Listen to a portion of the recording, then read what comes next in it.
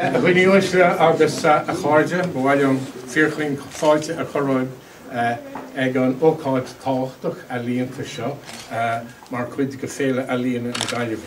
It's a real pleasure to be here again during the Galway Arts Festival and to have yet another. I think this is a wonderful exhibition, really, is what I have to say.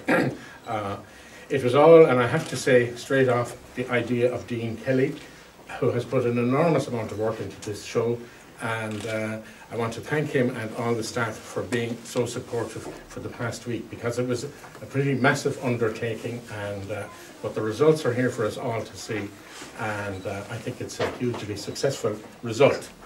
It's also, I have to say, a wonderful pleasure to introduce Nude today, who is a distinguished writer, a poet, a lady of great culture. Her book of short stories, which is called Nude, which is very apt obviously today, and which I have to tell you we have on sale out here also, is a remarkable piece of writing. It's a remarkable collection of short stories, and as I often say, always ask a poet to open an exhibition. So would you welcome, please, Nude. Thanks very much, Tom, and congratulations on this, really what is a fabulous exhibition. I've written a few words, so I'll just read those to you to open the exhibition. There are famous nudes: the Rokeby Venus, the only surviving Velázquez nude, Michelangelo's David, Rodin's Age of Bronze, and my favourite, Manet's delicious Olympia. There are famous Irish nudes: Sheila Nagig with her splayed legs and grimace, William Orpen's relaxed and luminous studies of women, Francis Bacon's often uncompromising portraits of both sexes. In the last couple of years in Ireland, we've had a renewed shared interest in the nude. Most of it has revolved around public figures shedding their clothes. In 2008, Nell McCafferty was painted nude by Daniel Mark Duffy. The Herald newspaper called her an unlikely muse, but Nell, quite rightly, was having none of that. She said of the portrait, "It basically says, look at me, I'm fucked." She added, "I think the portrait is beautiful," and it is. In 2009, artist Conor Casby got the nation smiling when he secretly hung two nude portraits of then Taoiseach Brian Cowan in the Royal Hibernian Academy and in the National Gallery. One of those is part of this exhibition here today. In the RHA, Cowan was pictured naked holding his underpants. In the National Gallery, he was shown sitting on the toilet bare-chested. Cowan hadn't posed for the pictures, and they were hung guerrilla style without the permission of the galleries. But who would have noticed if Cowan had been fully dressed? RTE News apologised for showing the images in case they had caused the Taoiseach any personal offence or disrespect. Cowan, of course, should have been delighted. The paintings made a real human man of one who appeared sullen at best most of the time. I hope that secretly he was beyond flattered. More recently, on RTE Television's Arts Lives, we enjoyed the bizarre and wonderful spectacle of a regal John Waters, hirsutely naked, drinking a mug of tea and holding a bunch of wilting daffodils while he was painted by Nick Miller.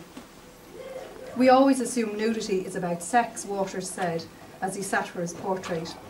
"Anything to do with sex confuses Irish people," he said. But is the nude as an art form really about sex? Or is it about power? Or is it in actual fact about plain old honest-to-God beauty? Traditionally, the male nude is mostly seen standing, virile and erect, unless, like Jesus in his mother's arms, he is dead. By contrast, the female nude is more often than not reclining, supine and vulnerable, mostly free of body hair, and with her gaze turned modestly downwards. In Ways of Seeing, John Berger says, "To be naked is to be oneself. To be nude is to be seen naked by others and yet not recognised for oneself. A naked body has to be seen as an object in order to become a nude." He talks further about the ideal viewer of the nude being assumed to be a man, and that the image of the woman is designed to flatter that male viewer. In all probability, I think 19th and 20th century women who visited art galleries were most likely relieved and educated by the sight of their undressed sisters and brothers. "Look, she is free of corsets. Ah, so that's what a man really looks like." It's hard not to feel roused and empowered by these pictures, photographs, paintings, multimedia pieces and sculptures, by their enormous beauty and diversity, their stripping back of nature and of ordinary lives. Take Una Spain's frank photographic images which echo Gustave Courbet's masterful Woman in the Waves. They're in that corner over there. Una used a technique where she painted developer onto the image to create a sense of fluidity around the nude. She says, it's like painting with water in the dark. When the chemistry starts to work on the paper, you then see the image coming to life.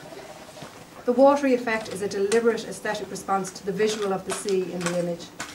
So while the inspiration comes from a traditional source, and the photographic approach is traditional for the large part, the modern twist lies in how the process and the pose were adapted to tie in with this artist's particular vision. Maria van Kampen's exuberantly coloured works are filled with a feminine joy, something like the Tahiti paintings of Gauguin. Astro Nude shows a woman in a protective sphere, asleep and at peace with herself, while the three acrylics are, according to the artist, a free roaming without the limitation of clothes, representing the enjoyment of nature, forest and water with an element of motherhood too. Motherhood recurs as a motif in Dean Kelly's Expectant and Kate Hodman's Skin on Skin, which is up the top of the stairs out there. The exhibition continues around the corner and up the stairs, in case anyone doesn't know. Artist Conor Walton looks further back for inspiration to Egyptian and primitive art forms for his sensuous standing female nude fruit picker, which is just here. This is a full frontal of a girl holding a basket of figs in one arm and with an open, dripping fig in her other hand. Conor says of this work, I think of my picture as in part a plea for a different type of relationship with nature. The painting is intended to be frankly sensual and sexual, but nudity and sex are not the subject of the painting.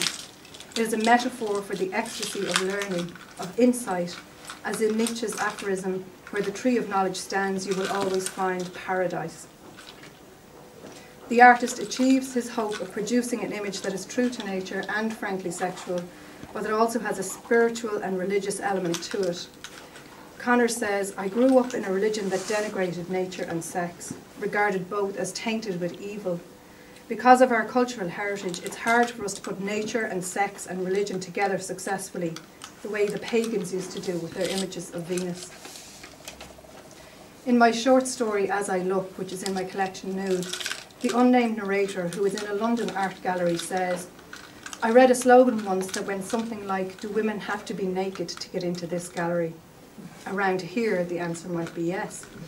Naked and nude are two different things, you know. Naked means unprotected or bare, stripped or destitute. Nude means unclothed or being without the usual coverings. Think about it. There are a lot of nude ladies in this gallery, but are they really naked? I mean, are they actually naked as opposed to nude? Being nude is a beautiful thing, supposedly, but to be naked is to be exposed. So if the nude is about beauty, I think we're in safe hands here today. There's little but beauty to be seen in this exhibition. With the sexualization of all popular culture, it's a relief to me to see images such as the ones here that are gentler, more humorous and thought-provoking than the nudity that is touted by pop stars and other celebrities. Now in Ireland we can own the nude anew. There are more standing female nudes, more reclining males. Our present-day artists are not afraid to nod to the past while also mixing it up a bit. Kenny's are ahead of the curve in bringing together the works we see in Nude, Blatant Exhibitionism. Some of the nudes are obviously beautiful in their physical perfection. Some, like Nell, may be saying, look at me, I'm fucked. But that is part of the beauty and diversity of the human form, so let's celebrate it. Thanks very much.